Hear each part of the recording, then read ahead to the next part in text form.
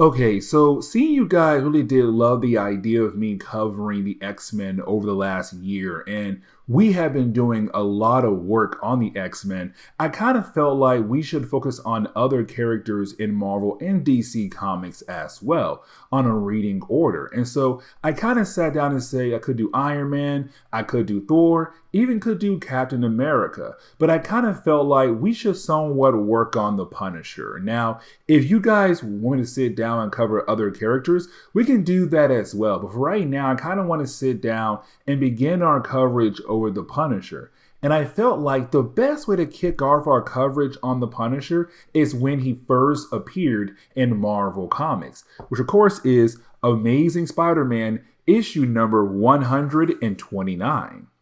But really, as you get into the opening pages of this storyline, you're truly picking up with the Punisher hanging out with the Jackal. Now, this issue right here, we're not really given the origin of the Punisher just yet. When it came to his first appearance, all we got was this guy wanted to bring down Spider-Man. And so he began to work with the Jackal. But we do kind of get the idea why the Punisher wants to bring down Spider-Man, because this takes place right after you had Norman Osborn die as the Green Goblin. And right now to the world, they believe that Peter Parker, or Spider-Man, is the killer, that he's the one who killed off Norman Osborn. And so for the Punisher, he has to go. Now, for the Punisher, he has no idea that Jackal is technically a bad guy. In his mindset right now, there are two characters who are coming together for one particular mission: to bring down Spider-Man. And really, we do transition over to Spider-Man. Now, of course, like almost every single Spider-Man comic out there, you get that part of the comic where it's Peter Parker being Spider-Man and going after, some random thugs. Now, these thugs also believe that Spider-Man is bad, but for a completely different reason. But either way, you do have Spider-Man being able to bring these guys down. Now, of course, when it comes to Peter Parker, he then has to head over to the Daily Bugle to kind of give us some photos of him being Spider-Man as a way to make some money.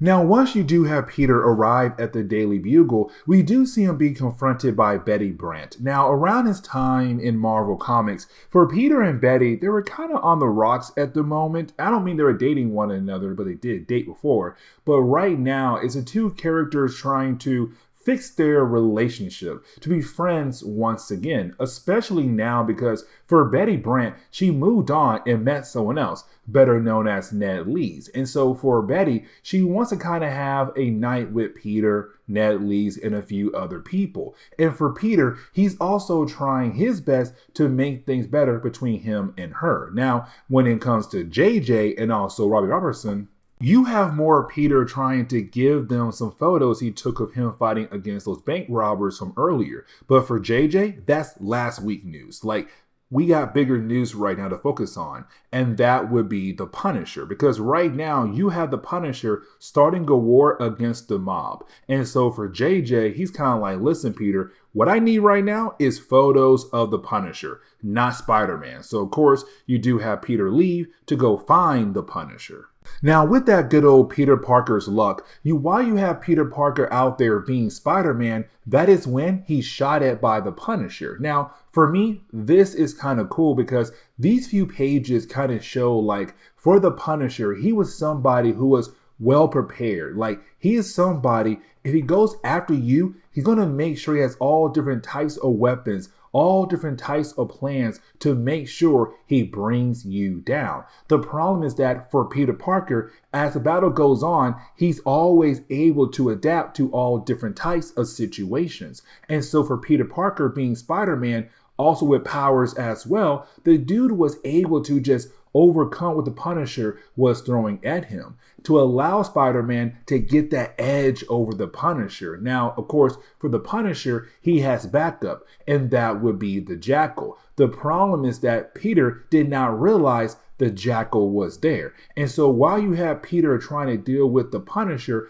you had Jackal being able to sneak up behind Spider-Man, scratch the back of his head, which of course made Peter Parker seem a tad bit dizzy and fall off the edge of the building. Now, for the Punisher and Jackal, they believe they had just killed off Spider-Man, but in reality, he was able at the very last second to save himself. So right after you have Peter being able to save himself, he goes back over to where the Punisher and the Jackal were at, except when he arrives there, they're gone, but a weapon was left behind. Now, you do have Peter being able to look at the weapon and figure out where it came from. So now his next goal is to head to that location. But first, he gotta stitch up the spider suit because, well, thanks to Jackal, it got a tad bit ripped. But while you have Peter Parker trying to fix up his spider suit, he has no idea that, well, Harry Osborn's outside his room listening in while he talks to himself. Now, for Harry, around his time in Marvel Comics, he was the Green Goblin. But also for Harry, he kind of believes that different people, including Peter Parker, are coming after him. He's not mentally well at the moment. But either way, we kind of move on from that moment. There are also a couple of panels where we do see Mary Jane run into Professor Warren, and right now you have the professor looking for Peter Parker because what happened in a previous issue alongside with the Vulture, which technically we can kind of go ahead and move on because after that we do pick back up again with the Punisher and also the Jackal. Now for these two characters, they're kind of arguing with the fact of how they killed off Spider-Man because they still believe that Spider-Man is officially dead. Now, for the Punisher, he wanted Spider-Man dead. The problem is that how they actually did it. You see, in his mindset, he's kind of like, listen, we are now just common killers now because he fell off the edge of the rooftop. My goal was to gun him down. Now, for me personally, I'm kind of like, either way, you did accomplish your goal by killing off Spider-Man because, again, you believe that he had killed off Norman Osborn. But either way, for the Punisher, he's not really happy about the fact of how they supposedly killed off Spider-Man. And so he does leave. Now, for the Jackal, he does have some plan for the Punisher very soon. But this kind of leads us into the ending of today's storyline because once you do have Spider-Man arrive at the place where Mr. Reese is working at, where apparently the Punisher does get his weapons from, he finds a dead body. And of course, it's Mr. Reese. Now, as soon as the Punisher arrives, he realized two things. First is that, hey, Spider-Man is not dead. But number two, wait a second, I see a dead body. That's my friend, Mr. Reese. And so for the Punisher, he believes that Peter Parker, Spider-Man, had just killed off Mr. Reese, his close friend. So of course, it leads into these two characters fighting against one another. Now, you do have Spider-Man trying his best to explain things here. Like, listen, I didn't kill your friend. I just got here. And matter of fact, look at the back of his neck. Now, once you do have Peter say that and also being able to stop the Punisher, it allows the two characters to talk to one another.